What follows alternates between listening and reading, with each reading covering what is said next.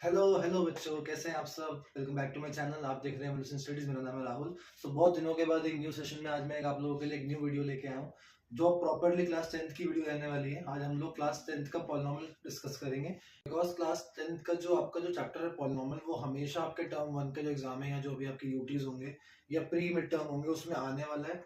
तो आइए स्टार्ट करते हैं वीडियो को। चलिए,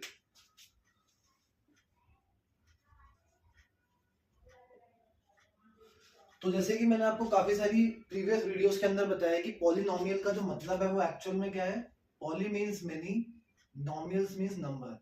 तो मेनी नंबर्स, जब आप काफी सारे नंबर्स को इंक्लूड करके एक पूरा एक्सप्रेशन लिखते हो, जैसे जैसे 5x की power 4 minus 6x square plus 10।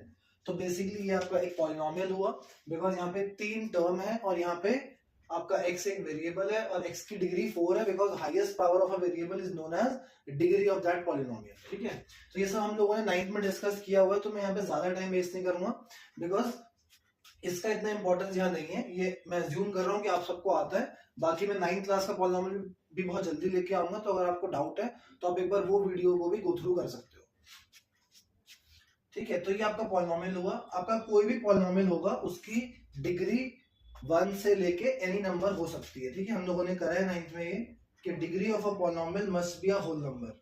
It can not be zero, it can not be negative, but it can be any number from 0 to infinity. ठीक है, तो डिग्री ऑफ अ पॉलिनोमियल मैंने क्या बताया, it can be any number और it can be any whole number from 0 1 2 3 और any number after that, but it can not be negative. ठीक है, it can be zero also, it can not be negative, it can not be fraction.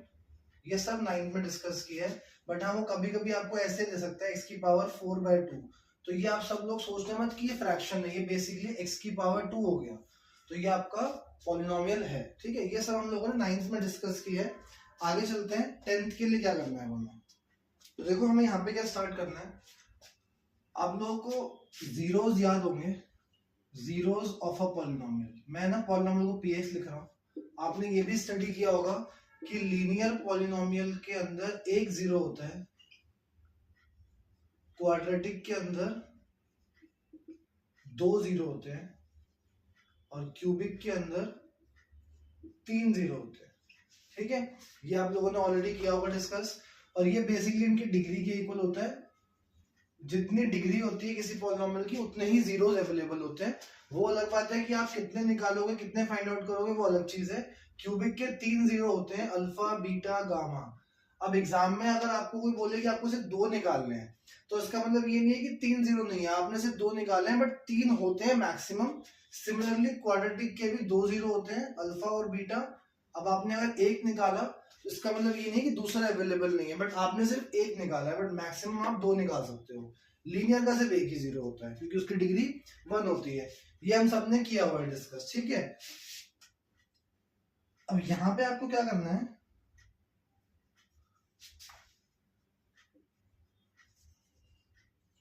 Zeros of a polynomial को ना 2 तरह study करना है।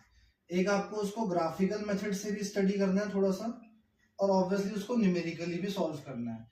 तो numerically जो आपको सॉल्व करना है वो इतना डिफिकल्ट नहीं होने वाला, ग्राफिकली थोड़ा सा अलग है। तो एक बार वो पहले स्टडी करते हैं, बिकॉज आपकी जो एक्सरसाइज 1 है उसमें सिर्फ और सिर्फ ग्राफिकली ही दिया हुआ है।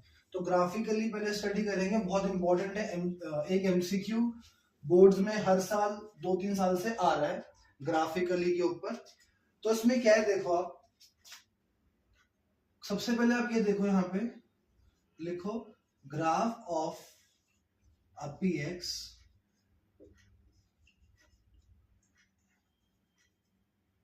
Graph of px intersect at x-axis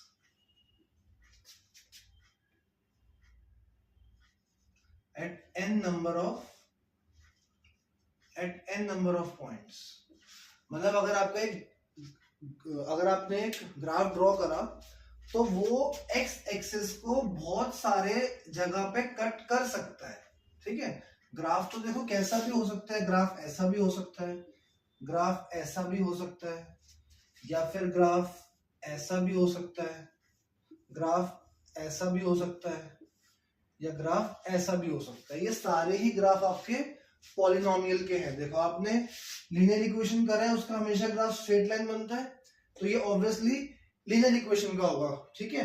अब ये क्या चीज है, ये ऑब्वियसली इसकी डिग्री ज्यादा होगी। फिर ऐसे करते करते हम ये बहुत सारे ग्राफ्स को बना सकते हैं, ठीक है, ये आप ध्यान रखना।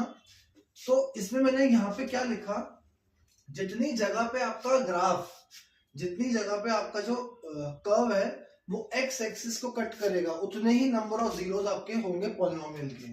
जैसे कि अगर मैं ये आपको लिखूं तो 1 2 3 4, तो इस पॉलिनोमियल के 4 जीरोस अवेलेबल है। आपको फाइंड आउट नहीं करने, आपको कुछ नहीं करना, सिर्फ आपको ये बताना है कितने जीरोस हैं।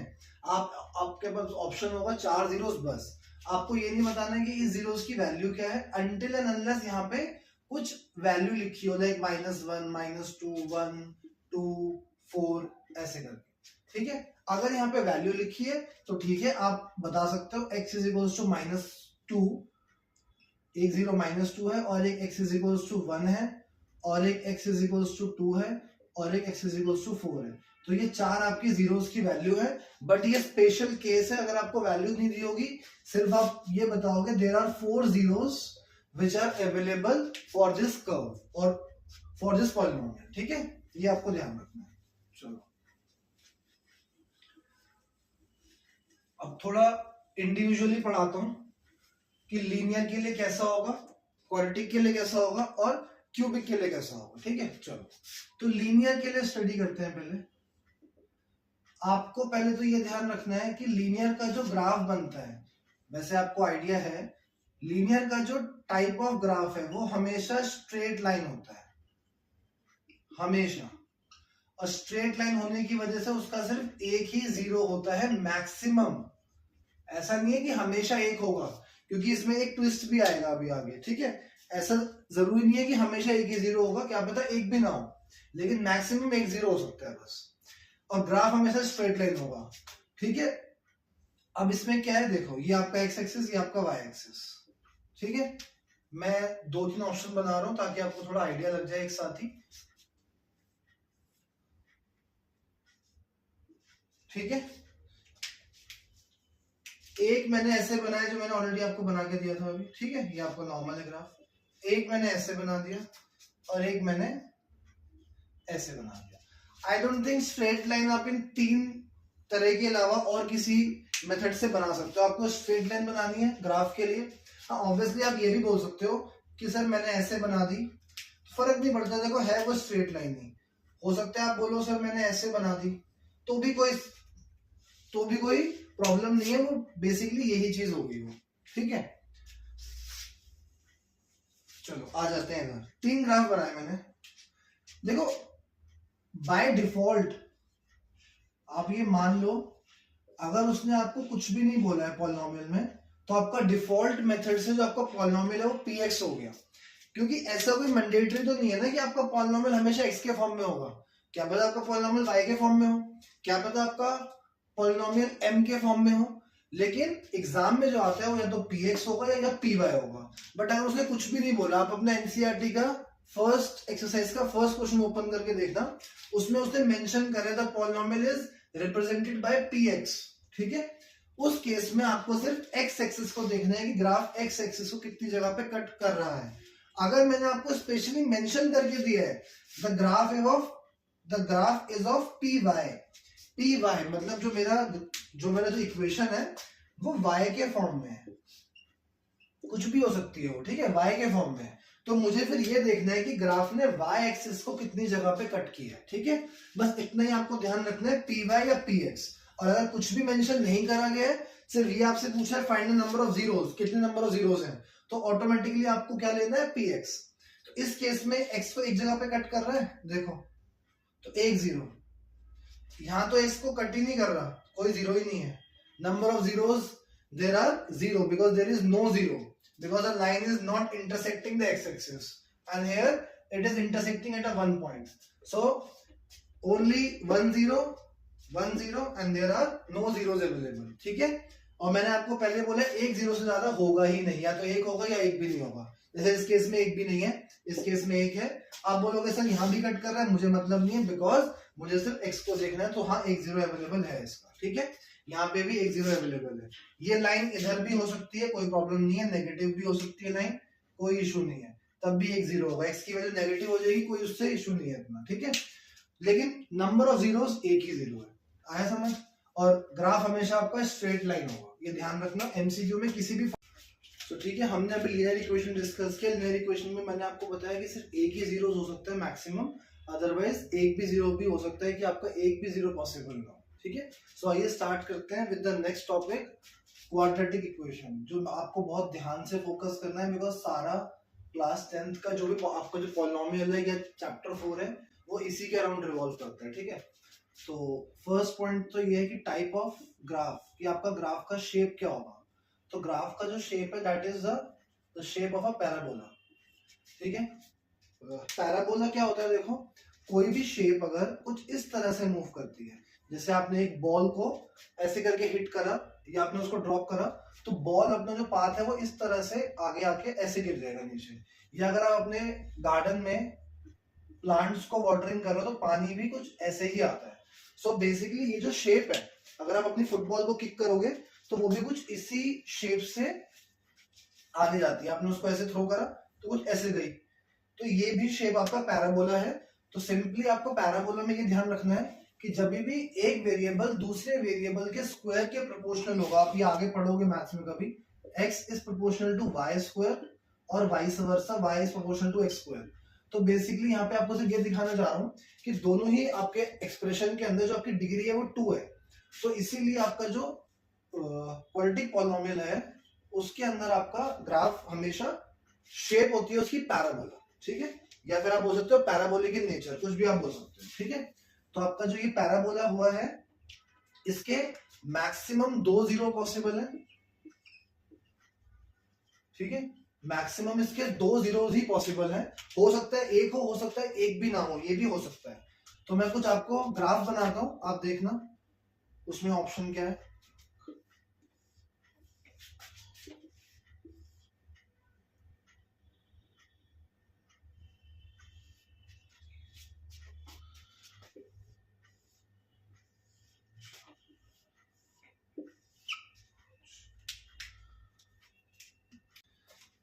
ठीक है, तो मैंने आपको बताया था कि ग्राफ जितने पॉइंट पे एक्स एक्सिस को कट होगा उतने ही आपके जीरोस हैं। तो जैसे आपको यहाँ लिखा है 2 जीरोस, तो यहाँ तो आप लोग आराम से बोल सकते हैं कि सर 2 जगह पे कट कर रहा है, 2 जीरोस हैं। यहाँ पे भी आप देखो आराम से बोल सकते हो 2 जीरोस हैं। तो ऐसे केस में तो देखो कोई भी इशू नहीं है। अगर आपका ग्राफ ऐसे हो तो आप बोलोगे सर 1 जीरो है, बट अभी भी ये शेप इसका पैराबोला है। मैं आपको अभी आगे डिस्कस करता हूँ इस चीज को, ठीक है। यहाँ पे देखो आपको क्लियरली विजिबल है कि 2 जीरोस आर अवेलेबल, और आपका पॉलिनोमियल इस केस में अगर आपका डिफॉल्ट मेंशन नहीं है तो px होगा। अगर आपको मेंशन है px तो और अच्छी बात है, फिर तो आपको x एक्सिस से देखना है। बट बाकी के जो केसेस जो एग्जाम में आए हुए हैं उनको डिस्कस करते हैं, ठीक है। एग्जाम में ना ये केसेस आए हैं, आई थिंक ये और ये सेम है, तो मैं इसको इरेज कर देता हूँ, सेम चीज है, ठीक है। इसको भी हम लोग थोड़ा ऊपर बता देते हैं उसके साथ। चलो देखो, एक ऐसे, एक बिल्कुल ही हवा में, ठीक है। चलो, तो ये 3 ग्राफ को देख लो, आपको आई थिंक समझ आ जाएगा कि मैं क्यों बता रहा हूँ। बहुत इंपॉर्टेंट है ये तीनों ही ग्राफ, क्योंकि जो इसके अलावा है वो सब नॉर्मल है, वो तो आई थिंक आप लोग आराम से कर सकते हो, बट इसके अंदर आपको प्रॉब्लम होगी। जैसे कि ये वाला क्वेश्चन आया था एग्जाम में, आपसे क्वेश्चन पूछा गया था, या इनमें से कोई भी आ सकता है, हाउ मेनी जीरोस। तो देखो क्वेश्चन पे डिपेंड करता है कि क्या क्वेश्चन होगा। अगर हाउ मेनी जीरोस होगा तो आंसर अलग होगा। अगर मैं आपसे पूछूं what type of polynomial are these type of graphs, तो ये किस टाइप के पॉलिनोमियल हैं, आपको अगर आपको बताना है तो काफी सारे स्टूडेंट्स देखो, जैसे कि मैं नंबर ऑफ जीरोस पे पहले आगे चलता हूँ। नंबर ऑफ जीरोस कितने होंगे बताइए। मैंने आपको अभी क्या बताया कि ग्राफ एक्स एक्सिस पे कितनी जगह पे कट करेगा, that is your number of zeros. आप बोलोगे सर एक भी जगह पे कट नहीं कर रहा, कोई जीरो ही नहीं है, कोई जीरो ही नहीं है। यहाँ पे आप बोलोगे एक जगह पे कट कर रहा है तो एक जीरो है, ठीक है। ये दोनों आंसर आपके बिल्कुल ठीक है। ये वाला आंसर आपका कंडीशनल है, ये वाला आंसर आपका कंडीशनल है। क्यों है मैं अभी आपको बताता हूँ। तो हम पहले इस पे आते हैं, ठीक है। अगर मैं आपको एक और क्वेश्चन देता हूँ एमसीक्यू में कि ग्राफ का शेप क्या है, मतलब ग्राफ आपका किस टाइप का है, तो आपको पता है आंसर क्या करना है, क्योंकि आपको शेप तो विजिबल है। ये तीनों ही शेप आपकी पैराबोला है। तो देखो पैराबोला जो आपका बनता है वो सिर्फ और सिर्फ क्वाड्रेटिक के लिए ही बन सकता है, क्वाड्रेटिक के लिए ही बन सकता है, ठीक है। क्वाड्रेटिक के लिए हमेशा आपका शेप जो रहेगा वो आपका पैराबोला रहेगा, इररिस्पेक्टिव कि आपके नंबर ऑफ जीरोस 0 है, 1 है या 2 है। मैंने आपको लिखा था मैक्सिमम 2 जीरो हो सकते हैं, लेकिन हमेशा जरूरी नहीं है कि क्वाड्रेटिक इक्वेशन अगर है तो उसके 2 जीरोस हमेशा अवेलेबल होंगे, ऐसा नहीं होता। मैं आपको एक्सप्लेन भी करूंगा अभी। देखो तो इस केस में आपका कोई जीरो नहीं है, इस केस में भी नहीं है, इस केस में एक जीरो या फिर हो सकता है 2 भी हो। मैंने अभी बोला था कंडीशनल है, ठीक है, इस पे मैं बाद में आऊंगा, पहले इन दोनों को देखते हैं। आप मुझे एक बात बताओ, आपने 9th में क्या किया हुआ है कि हम लोग इक्वेशन में ऐसी वैल्यू रखें x की जिससे मेरे को 0 मिल जाए। मैंने आपको एक एग्जांपल के लिए इक्वेशन दिया है x² + 1। आप मुझे ये बताओ क्या इस इक्वेशन पे आप x की ऐसी कोई वैल्यू है जिसको आप अगर आप यहाँ पे पुट करो तो आपको 0 मिले? आप सोच सकते हो आराम से, आप मुझे कमेंट कर सकते हो। तो इसमें कोई ऐसी वैल्यू ही नहीं है जिसके आप x की वैल्यू अगर यहाँ पे कुछ भी रखो, -1 -2 कुछ भी रख सकते हो आप, बिकॉज माइनस की वैल्यू का स्क्वायर हमेशा पॉजिटिव होता है। Positive number +1 is always a value which is not 0, ठीक है। तो ये वैल्यू हमेशा हमेशा ग्रेटर देन 0 रहेगी, हमेशा। आप कुछ भी डाल दो उसके अंदर, तो इसका मतलब इस वैल्यू के 0 एग्जिस्ट ही नहीं करते, सिंपल सी बात है। तो ये वाला जो ग्राफ है ना, ये इसका ग्राफ है। देखो अगर आप यहाँ पे x को 0 पुट करते हो तो y क्या आपका 1, तो ये पॉइंट आपका 0,1 हो गया एक तरह से लॉजिकली। तो आपको कुछ ग्राफ इस तरह से बन सकता है, बट ये x एक्सिस को कभी भी कट नहीं कर रहा। अगर ये मैं इक्वेशन आपको दूं इन टर्म्स ऑफ py तो हाँ इसका फिर 1 0 होगा, ठीक है। But in terms of px या फिर डिफॉल्ट केस के लिए इसका कोई भी 0 नहीं है, एक भी 0 नहीं है इसका, ठीक है। और मैंने आपको वेरीफाई भी करके दिखाया कि ऐसा हो सकता है कि क्योंकि हमने जो 8th और 9th में किया है, हमने ऐसी इक्वेशंस पढ़ी है जिसको हम लोग स्प्लिटिंग कर सकते हैं, हम उसके फैक्टर निकाल सकते हैं। बट अभी आप आगे और अच्छे से पढ़ोगे कि ऐसी सारी इक्वेशन नहीं है। ऐसा नहीं है कि आप कोई भी इक्वेशन रैंडम लिख दोगे और आप उसकी स्प्लिटिंग कर सकते हो, ऐसा नहीं है, ठीक है। जैसे ये इक्वेशन है, आप बोलोगे सर ये तो क्वाड्रेटिक है बट ये स्प्लिट नहीं हो सकती, आप इसके फैक्टर नहीं निकाल सकते। तो ऐसी बहुत सारी इक्वेशन है जो आपकी हमेशा स्प्लिटिंग से सॉल्व नहीं होगी, इवन वो सॉल्व ही नहीं होंगी, उनके जीरोस एग्जिस्ट ही नहीं करते, but they are with respect to the x² value they are equation of quadratic polynomial, ठीक है। ये आपको ध्यान रखना है। तो ऐसा क्वेश्चन अगर कभी भी एग्जाम में आएगा तो आपको ध्यान क्या रखना है, px या py। अगर कुछ नहीं है तो px यानी कि एक भी 0 नहीं है, py तो एक 0। इसमें देखो ना तो विद रिस्पेक्ट टू y ना तो विद रिस्पेक्ट टू x, कोई 0 ही नहीं है इसका, y के रिस्पेक्ट में भी नहीं है और x के रिस्पेक्ट में भी नहीं है, कोई 0 नहीं है, but still it is a quadratic polynomial because shape क्या है इसकी, पैराबोला, ठीक है। दोनों हो गए हमारे केस क्लियर, इसको अब आप हटा दो। तो ये आप डिपेंड करते हैं कि आपसे पूछा क्या है। अगर आपसे ये पूछेगा क्या ये इनमें से कौन सा क्वाड्रेटिक पॉलिनोमियल है, सपोज मैंने आपको ये तीनों ग्राफ बना के दिए, मैंने आपको ऑप्शन दिया only 1, only 2, only 3 and fourth option दिया ऑल, ठीक है। फोर्थ ऑप्शन दिया मैंने ऑल ऑफ द अबव, तो इसका मतलब ये तीनों ही हमारे क्वाड्रेटिक पॉलिनोमियल है। तो शेप भी मैटर करती है और आपके नंबर ऑफ जीरोस भी मैटर करते हैं। तो आपको ये ध्यान रखना है कि आपसे पूछा क्या जा रहा है, नंबर ऑफ जीरोस या फिर type of polynomial. Type of polynomial में तीनों ही पॉलिनोमियल हमारे क्वाड्रेटिक पॉलिनोमियल थे, ठीक है। अब इसको देखते हैं, चलो। अगेन ये भी हमारा क्वाड्रेटिक पॉलिनोमियल ही है। अब आपको मैं ये बताता हूँ कि इसके 0 1 या 2 मतलब क्या है, मतलब कंडीशन क्या है। देखो अगर ऑप्शन में मैंने लिखा आपको जो इसके जीरोस हैं 1 2 3 या चलो पहले मैं ही लिखता हूं कांट से, ठीक है। ये मैंने आपको 4 ऑप्शन दिए, मैंने आपसे पूछा है कि इसमें जीरोस कितने हैं। तो देखो मैंने यहाँ पे 1/2 किया है, तो मतलब मैं श्योर नहीं हूँ, बट मैं एक चीज के लिए श्योर हूँ, मैं ना 1 के लिए श्योर हूँ, 2 के लिए मैं श्योर नहीं हूँ, बिकॉज 1 के लिए मैं जानता हूँ कि एक जगह पे तो कट हो ही रहा है।